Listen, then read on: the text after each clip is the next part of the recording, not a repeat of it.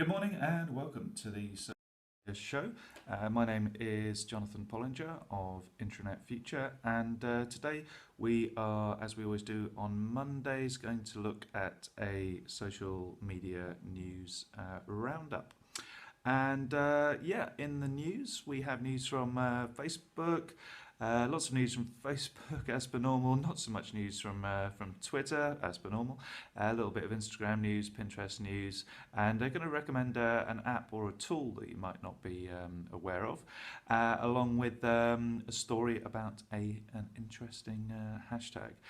So first up, some Facebook news, but some welcomes as well. Noticed a few people joining in, so welcome Sajal, welcome Sarah, welcome Rita. A few people joined in there a bit all at the same time, so I kind of missed some of you there. Hope you all had a fantastic weekend.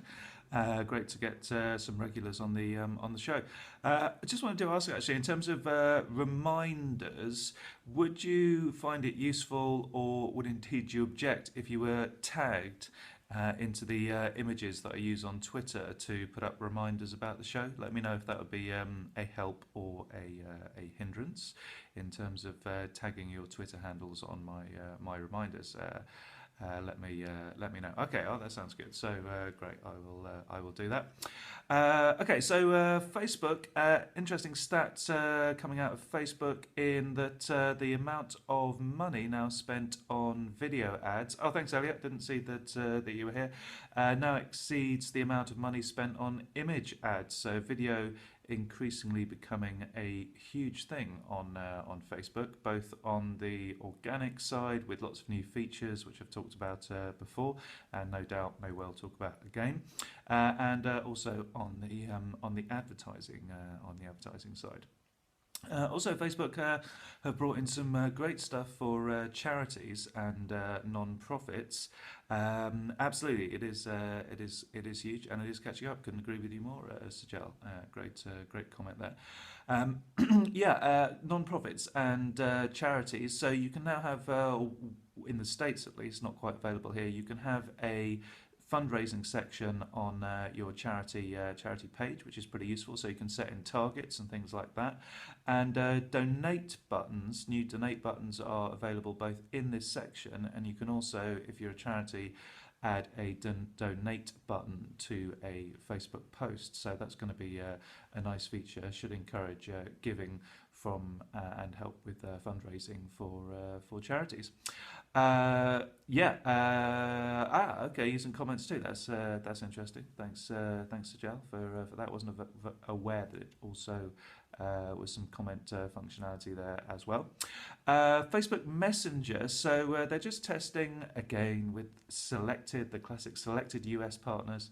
It would be nice if we got something here in the UK first at some point. But selected US partners, they're chasing something called the exact title is Business on Messenger.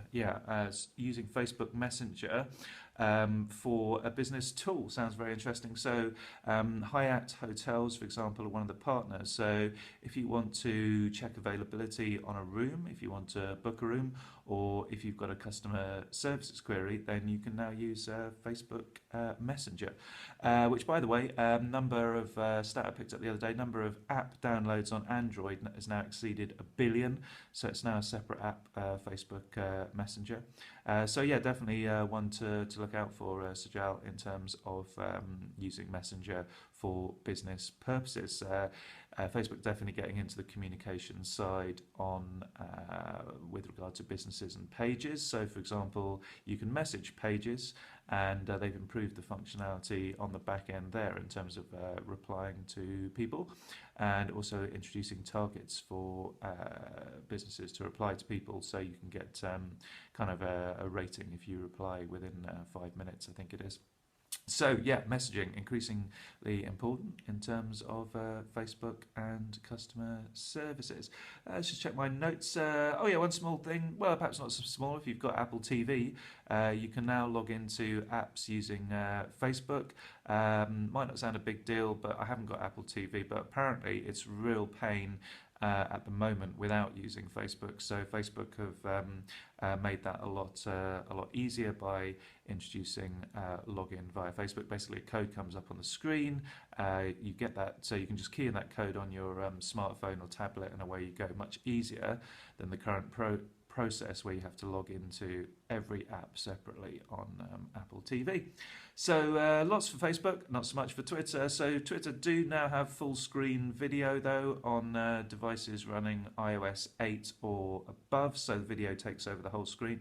This wasn't possible up to now without visiting, say, video on YouTube and maximising the screen size. So full screen video on Twitter. My name is Jonathan Pollinger, Brazilian chaser. Thank you for joining us. Thank you for watching. This is all about social media on Social Media Today show, and each week on a Monday, basically run through social media news roundup, and also going to give you an app today or a tool. And also talk about a social media example, a case study, so I'm going to do that at the end. But some more news first. Pinterest, they've introduced a visual search, so that's quite interesting. So you can basically highlight using your mouse, say a picture of a vase with some flowers in it, or a typewriter, let's say, and then in the results you're going to get a whole bunch of similar related content, so flowers in the case of the first example, or typewriters in the case of the second example. Quite a nice feature on Pinterest. And it was also confirmed last week that advertising is coming to the UK on Pinterest in January. Instagram, there just for a short while, there is a facility in the Instagram ads, which we've talked about before on here. Set up Instagram ads through Facebook, and basically you can now target people who are interested in Black Friday, Cyber Monday, which is today of course, and Christmas. So people interested in those sort of purchases. It is now a targeting group on Instagram. And the other Instagram news, which is useful, you might even have this. Do let me know if you have this. I haven't, unfortunately. But you know how you can add carousel format? Yeah, not really a big fan of that, but it is, at least it's a feature, and you can set that up. Thanks for the question. We have looked at Facebook advertising in the past, and when I do again, I'll talk about the carousel ads a little bit more. Yeah, you know how on Twitter app on Android, and I assume on iPhone, you can switch accounts quite easily. Welcome, Nigel.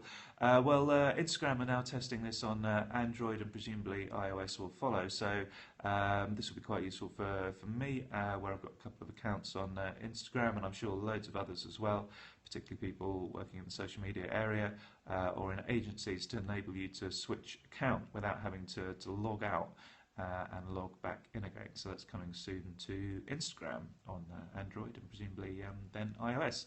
So the app that I wanted to share with you today, each Monday I'm going to share a useful tool or app, thanks Sajal, that you might not be aware of. So this one is huge, but a lot of people aren't aware of it. It's Slideshare. So slideshare.com or slideshare.net, and it's basically owned by LinkedIn.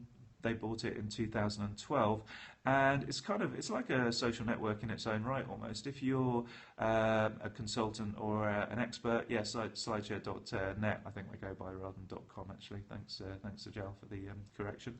And it's great for hosting PDFs.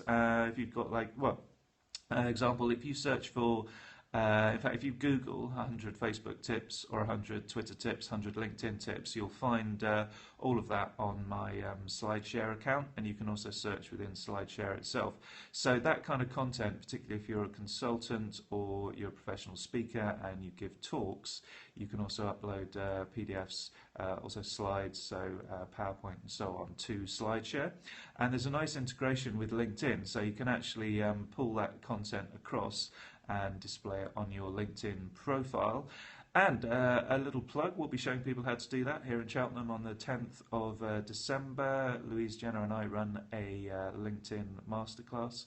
We've got dates for January, that will be the 19th of January, February, 23rd of February, and we're also running a workshop on the 10th of December. So if you're in Gloucestershire, you're welcome there, Sjel. Then do join us for that LinkedIn workshop.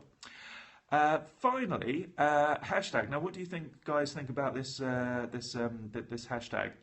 Dickfest. Okay, so hashtag DIKFest.